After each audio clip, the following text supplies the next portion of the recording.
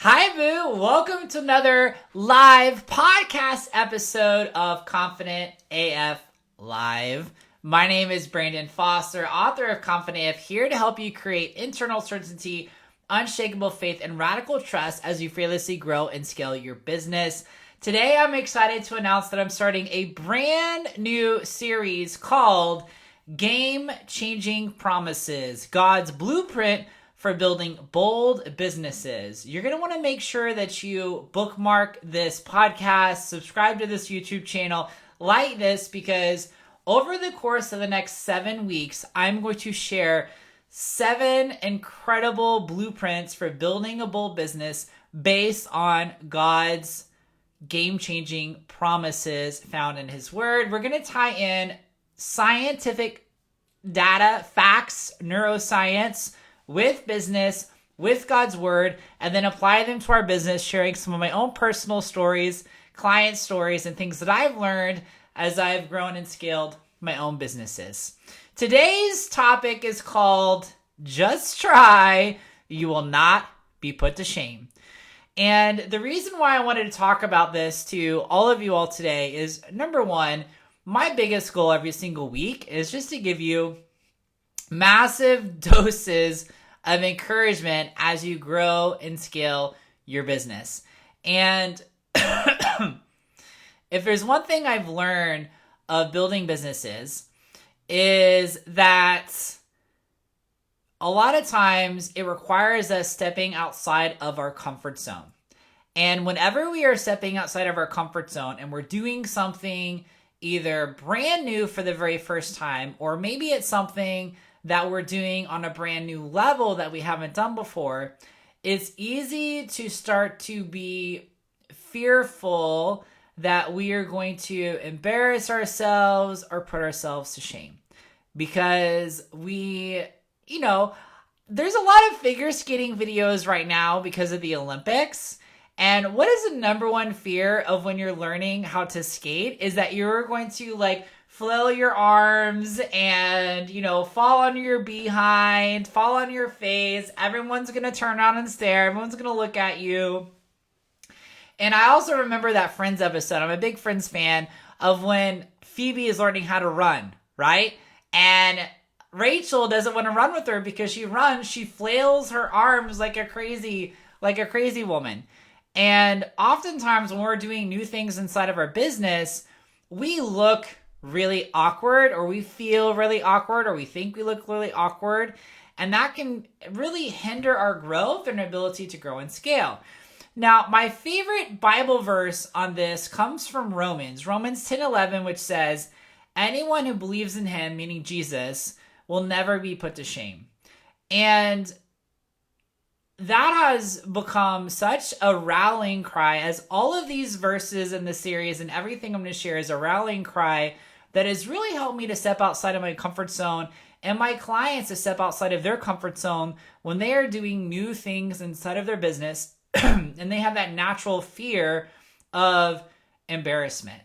And so my first point that I really want to drive home with this verse is that faith removes your fear of embarrassment.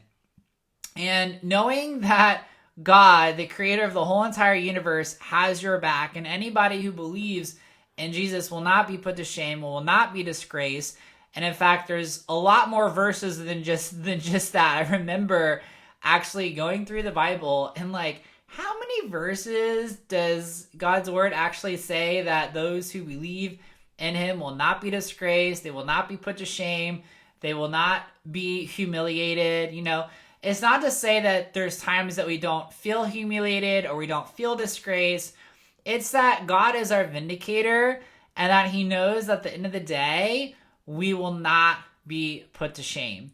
And I just found so much encouragement, because I am working on getting more visible than I ever have before. I'm writing my second book right now. A big piece of me as a leader, you always have in the back of your head, am I making the right decisions? Am I making good choices for the company, for the people? My coaching clients, they are on all different levels, different industries, and they realize that they have to continually step outside of their own comfort zones in order for them to continue growing as well. And that looks different no matter what level you are in your business. For some of you, maybe that's doing video on social media, doing YouTube, doing reels, being more exposed, being more visible. For others of you, outside of your comfort zone could mean hiring a bigger team, getting more support. It could be doing some rebranding.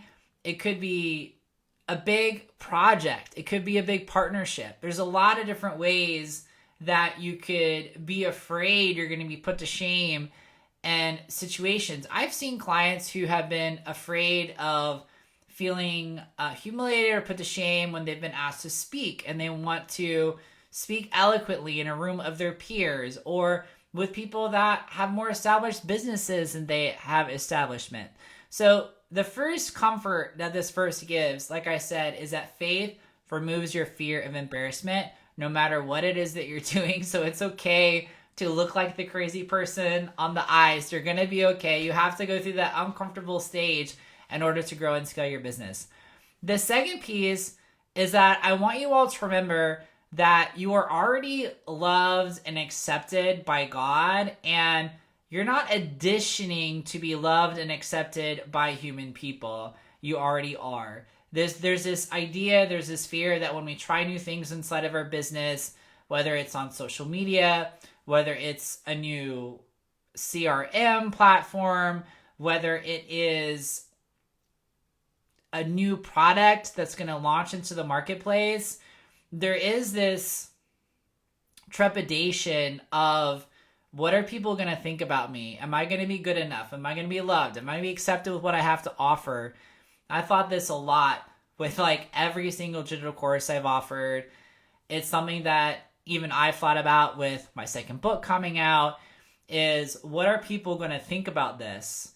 But I want you to remember that everybody's going to have an opinion, and just because they have an opinion doesn't mean the opinion is right. And it also doesn't mean that you have to listen to people's opinions. There's only one opinion that you should really care about. That's God.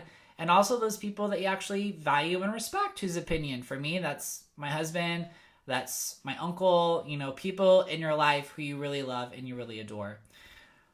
The third thing that I want to say is that it is our pride and it is our ego that says, I have to look smart. I have to have it all together. I have to know it all together. Love says, come as you are. You don't need to know it all or have it all together and alpha in all the gaps. Something that's really interesting to me is after working with a lot of different entrepreneurs and business owners to help them grow and scale their business, I feel on average, it's easier to help people who are brand new inside of their business because they know they don't know everything. And it's also easy to help people who are at the top of their game in business who have been established for a while.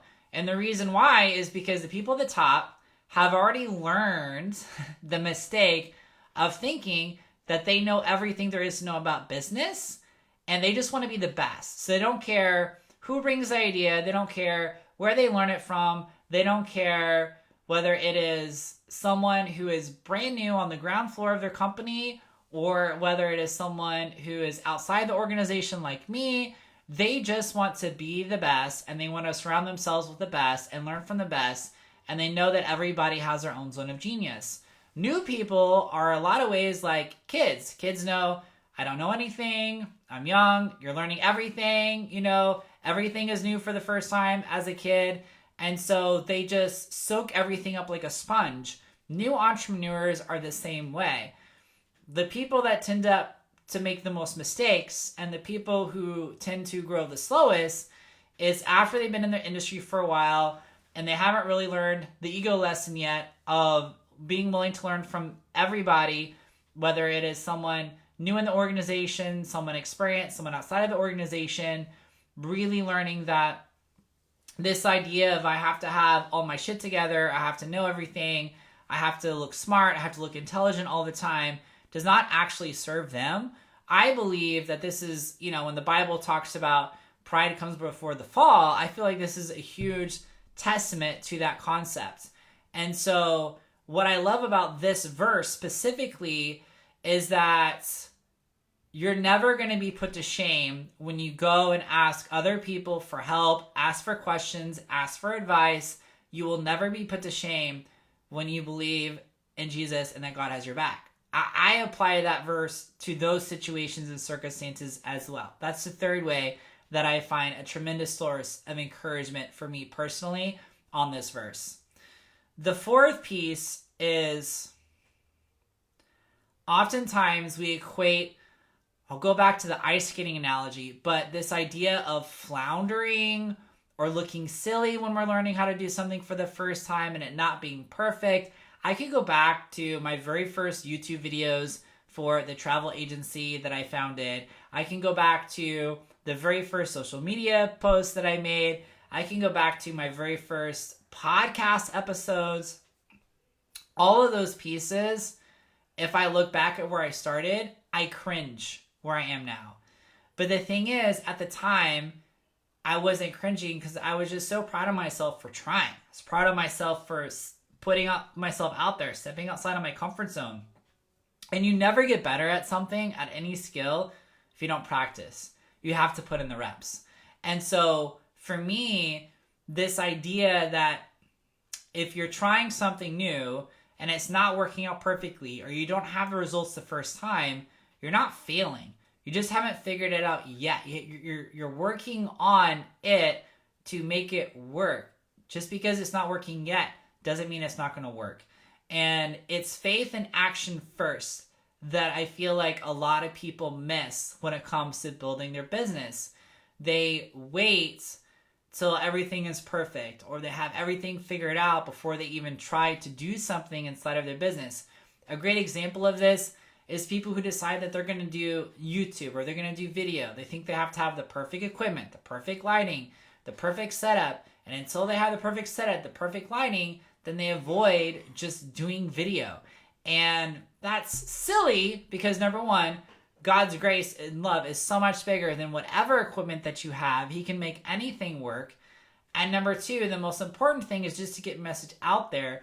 And number three, the equipment is just going to amplify your message. The message is more important anyway, and it's about getting the habit of sharing what you have to share online, about how you serve people, about your mission, about how you can help. That's the most important thing anyway. So those are the four biggest pieces of encouragement that I've gotten from this verse. Now let's talk about 3 science facts that actually correlate perfectly with this verse in Romans, which is number 1, psychological safety actually drives better performance. In fact, there was a study done where it showed that teams who feel safe to make mistakes way outperform other teams who don't feel safe to make mistakes. I see this with a lot of people who have wrong beliefs about God, who are afraid to take risks inside of the business, afraid to get something wrong because they have this idea that they make a mistake, God's going to punish them, or there's going to be a sacrifice that has to be made, or a really horrible, awful cost. And what happens is because they're afraid of the mistake or the punishment, instead of believing in God's grace, they hesitate to try new things. They hesitate to take risks. And so they never win big. They don't grow the way that they actually could grow their business. That's number 1. Number 2, scientific fact is that shame reduces cognitive performance. So shame activates all of your threat centers, which means you impairs your decision-making capabilities in your prefrontal cortex. And so shame is never a good catalyst for any kind of change. In fact, whenever I'm working with my one-on-one coaching clients, there's a whole module inside of my Born to Slay mastermind where it's acceptance. It's about being radically honest about your beliefs, about your KPIs, your data in your business, what you're willing to do, what you're not willing to do.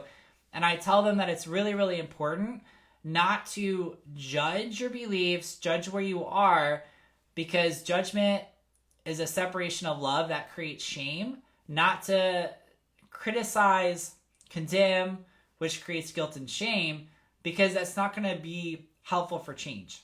And in fact, in the Bible, Jesus always loved people first. He never guilted people. He never put people to shame. It was always about loving them first and accepting them, which created that love, created the catalyst of change. And so it's really important that, number one, you find an anchor in God's word that you will never be disgraced or put to shame, which gives you that safety that you can actually move forward. The third one is, and y'all have heard this before, this is nothing new, boo, but it is that growth mindset increases risk-taking and success. I am not a huge proponent of talking about growth mindset because it's been so overplayed, so overused. I feel like it's lost so much of its meaning. But what I will say is that one of the most important pieces of growing your business is developing new skill sets. And the quickest way to develop a new skill set is not going to be determined by time. A lot of people think it's determined by time. It's not determined by time. It's determined by the amount of reps. How much you actually do something is better you get it. Think of it like this. Let's say that you were going to bake cupcakes. When I was in college getting my master's in screenwriting, I would always make these really cool, I'm not going to say gourmet because I used the cake mix from a box. However, there was this awesome website that I found called Your Cup of Cake, and I would take the recipes that were from the box that she would give, and she would elevate them in really cool, amazing ways. So they weren't your ordinary cupcakes, but it wasn't that I was getting better because of time. It was getting better because I would create new types of cupcakes and try new recipes every single week. It had nothing to do with time. It had to do with reps. And this is the same thing when people who are building their business. It's like, you're going to get better at social media by just posting more. You're going to get better at YouTube by doing more videos. You're going to get better at editing by editing more. You're going to get better at client service by servicing more clients. Anything you put the reps into, you're going to get way better at. The problem is a lot of entrepreneurs read material and digest material, but they don't actually implement. So it's like, they read the recipe and the how to create the cupcakes, but they don't actually get in the kitchen and do it. They watch all the videos and YouTube videos on how to market, but they don't actually post. They don't actually market. And you actually have to put in the reps. So that is the first verse in our game-changing promise series, God's Blueprint for Building Bold Businesses. Make sure you join us next week. This week, like I said, was just try. You will not be put to shame. Next week, we're going to talk about silly little weapons don't stand a chance. I love you so much, and I'm happy you're here.